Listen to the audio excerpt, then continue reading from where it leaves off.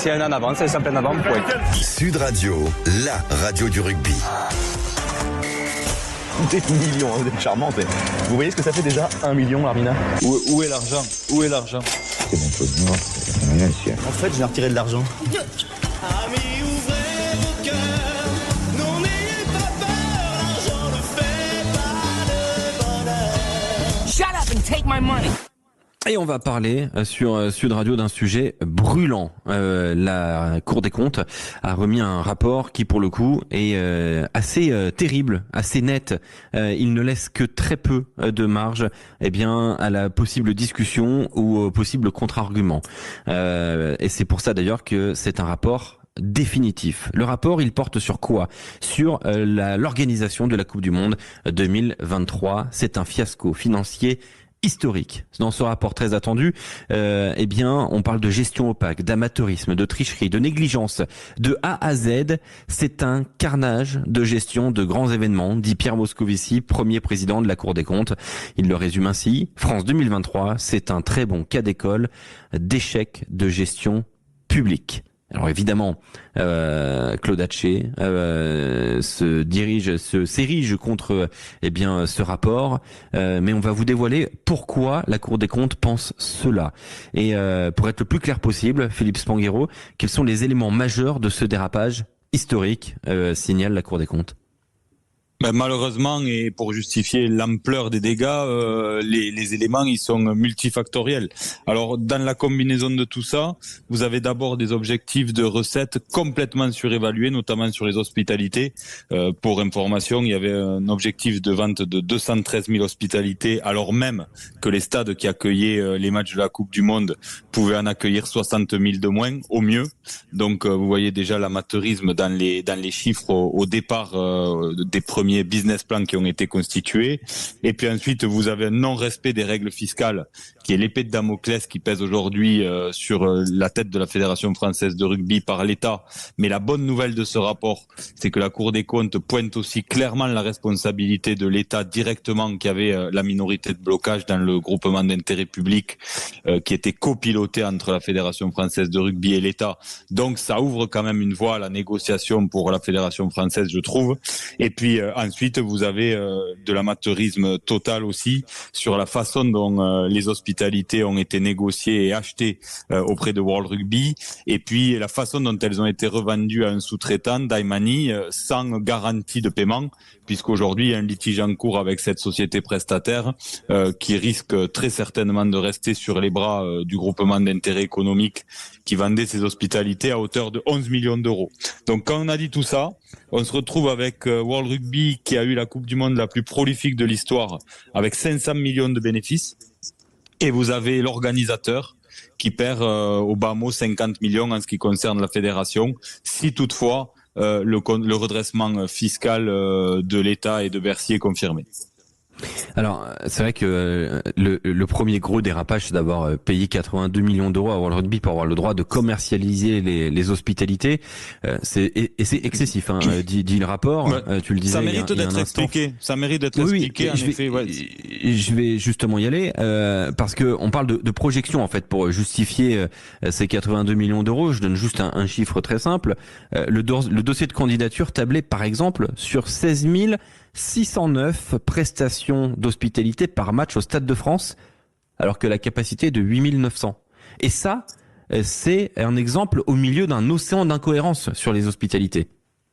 Oui, mais globalement, tout à l'heure, je parlais des chiffres généraux. Donc, on avait budgété, du point de vue de l'organisation, 213 000 hospitalités vendues. Et je le répète, à l'échelle de toute la compétition, tous les stades qui accueillaient les matchs étaient capables d'en fournir entre 55 et 60 000 de moins en faisant le plein sur les hospitalités, en sachant qu'en plus elles n'ont pas fait le plein. Donc il y a eu des incohérences majeures. Il fallait justifier de payer ces 82 millions d'euros. À l'époque, on va dire que je peux manquer d'objectivité parce que c'est un secret pour personne, j'ai soutenu Florian Grill, mais quand il était dans l'opposition, au moment où les premiers budgets devaient être validés à la fédération, il y a un compte rendu d'un comité directeur en 2019 où il alerte déjà sur le risque du surpaiement de tout ça par la Fédération française de rugby. Et donc, force est de constater aujourd'hui qu'il avait raison. 82 millions en comparaison, pour vous donner quelques chiffres, la France était en concurrence pour l'organisation de la Coupe du Monde avec l'Afrique du Sud et l'Irlande. Ils avaient proposé respectivement 27 et 35 millions. 35 millions était déjà une très belle enchère. On a payé 82. Donc, bien sûr qu'on peut se réjouir d'avoir battu les Pourquoi on a Sudaf et payé les ça ? Irlandais. Mais on a payé ça pour la Coupe du l'avoir. Monde. On a payé ça pour l'avoir. Et donc, en face, on a essayé de construire des business plans qui essayaient d'expliquer pourquoi ça valait ce qu'on avait payé. Mais ça valait jamais ça. Et quand vous avez, en plus, quand vous rajoutez à la problématique du surpaiement le fait de choisir un prestataire pour les revendre, à qui vous demandez pas les garanties, qui est une boîte internationale, et qui vous plante à hauteur de dizaines de millions, et qui a encore 11 millions qui sont en contentieux et qui ont de fortes chances de ne pas être récupérés, quand vous faites le cumul de ces deux facteurs-là, vous avez un bout non négligeable de la perte. Juste pour réexpliquer très simplement et rapidement comment ça s'est passé, en fait, les gens peuvent se mélanger un peu parce qu'on parle du GIE et du GIP. Le GIP, c'est le groupement historique, c'est le groupement d'intérêt public qui était dont était actionnaire la Fédération française de rugby à 67%, l'État à 38% et des broutilles, et le reste il restait un peu moins de 2% au CNOSF. Voilà, ça c'est le groupement d'intérêt public qui était censé régir la Coupe du Monde et toute son organisation. Et puis ensuite, il a été décidé de créer un GIE, un groupement d'intérêt économique qui devait s'occuper d'une partie de l'exploitation de la Coupe du Monde et notamment en partie des hospitalités. Là, très vite, la FFR s'est associée à Sodexo pour créer cette structure, Sodexo étant le partenaire choisi pour être le sous-traitant de toute la Coupe du Monde. Très vite, Sodexo a compris qu'ils allaient dans le mur et ils sont sortis. Ils ont laissé la Fédération française de rugby seule, sans les moyens financiers d'assumer. Et donc l'État est revenu au secours de la Fédération française de rugby et a repris la place de Sodexo au capital du GIE également. Donc voilà, donc c'est pour ça que j'insiste là-dessus, parce que quelque part la responsabilité de l'État, elle est totale, parce qu'ils avaient à la fois la vision précise des choses sur le groupement d'intérêt public et en dessous sur le groupement d'intérêt économique. Ils auraient pu dire qu'ils n'étaient pas complètement informés du groupement d'intérêt économique s'ils n'en avaient pas été partie prenante. Mais non seulement ils étaient actionnaires des deux structures, mais en plus ils avaient la minorité de blocage de toutes les décisions. Et pas une seule fois l'État a levé le doigt en disant « Attention, on est un peu ambitieux ou il y a du risque sur ce que vous proposez ». Ouais, et c'est quand même assez clair. Alors, ce qui est bien dans ce rapport, et je dis ça en rigolant bien évidemment, Philippe Spanghero, c'est que tout le monde prend. Hein. Claude Haché est pointé du doigt, Bernard Laporte aussi, et puis l'État aussi, hein, très clairement sur son rôle très passif en fait dans tout ça. Mais c'est la passivité de l'État, elle est hallucinante. D'abord, ils ont mis 182 millions de plus, de tête, un peu plus de 180 millions de plus que ce qui avait été budgété. Pour assumer l'organisation de cette Coupe du Monde, qui quand même, il faut le dire, d'un point de vue des finances publiques, est un succès. Les retombées pour l'économie française sont au rendez-vous. Donc l'État s'y retrouve quand même dans cette Coupe du Monde par rapport à ce qu'elle a amené dans l'économie française en termes de revenus. Ça, c'est une première chose. Mais la responsabilité de l'État, bien sûr qu'elle est totale. Parce que quand je vois le contre-argument de Claude Haché qui charge les gens qui lui ont succédé, c'est quand même hallucinant. Un des sujets majeurs qui pointe la responsabilité de l'organisation en même temps que l'État, c'est le sujet du redressement fiscal sur les hospitalités qui ont été vendues. Il y a eu une demande de Claude Haché auprès de Bercy pour savoir quel était le montant de TVA applicable sur les hospitalités. Bercy a répondu, c'est 20%. La réponse était très claire et elle ouvrait aucune discussion. Ils ont choisi, malgré l'écrit officiel de Bercy, de pas adopter cette TVA et de mettre une TVA à 5,5 parce que dans les hospitalités il y a un petit bout de restauration, mais c'est quand même pas la majorité du prix d'une hospitalité, la restauration. Et donc ils sont partis là-dedans alors que Bercy avait dit l'inverse, mais l'État était autour de la table au moment de cette discussion. Donc vous avez une des parties prenantes de l'État les plus importantes qui est Bercy qui dit vous avez pas le droit de faire ça. À côté, le GIP prend la décision de faire ça quand même avec l'État au capital. Et vous avez l'État qui revient voir la Fédération française de rugby à travers Bercy après la Coupe du Monde en disant vous nous devez 20 millions d'euros de redressement fiscal. C'est quand même hallucinant. C'est quand même absolument incroyable. Alors, quand on regarde un petit peu tout ça et qu'on fait un peu le bilan de toute cette Coupe du Monde sur le plan financier, Félix Spanghero, l'ardoise, elle s'établit à combien là pour la Fédération française de rugby ? À ce jour, grosso modo, entre moins 30 et moins 50 millions, parce qu'il y a encore une fois cette épée de Damoclès du redressement fiscal qui est pas traitée. Mais honnêtement, c'est une catastrophe économique.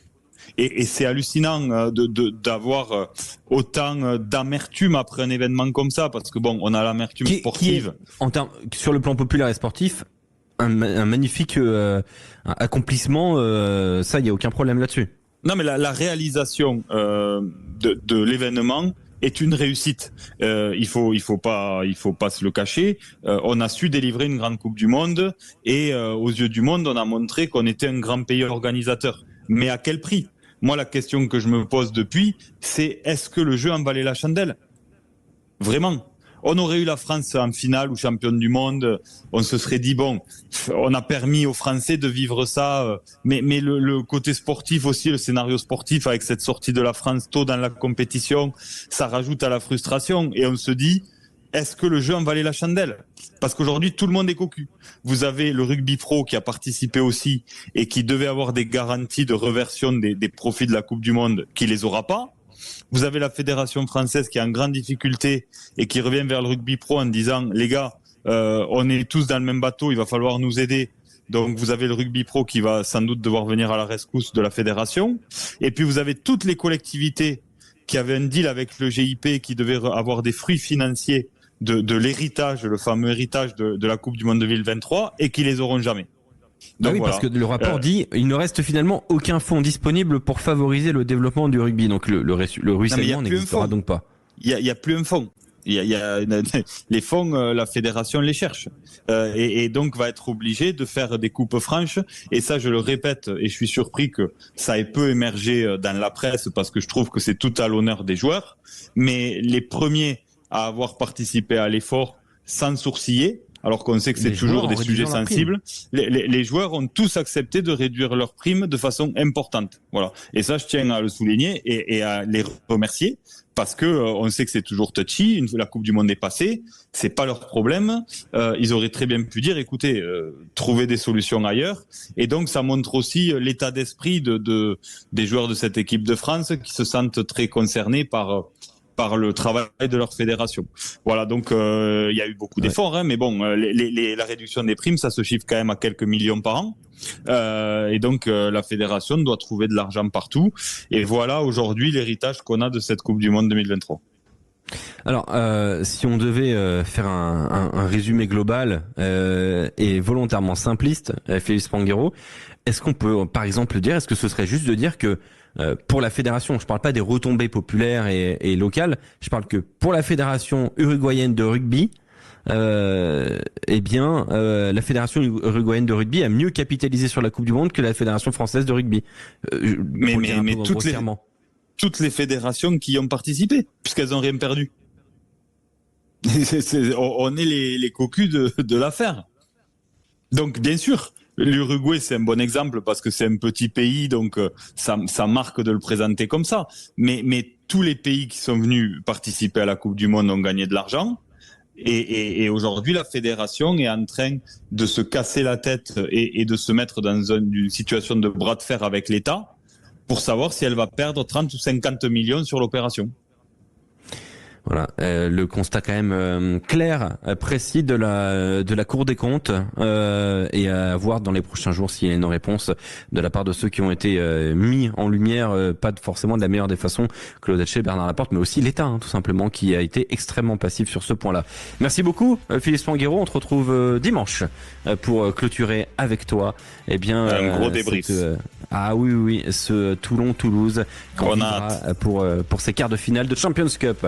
Dans un instant sur Sud Radio, le multiplex. Soyons. Bon Pro D2.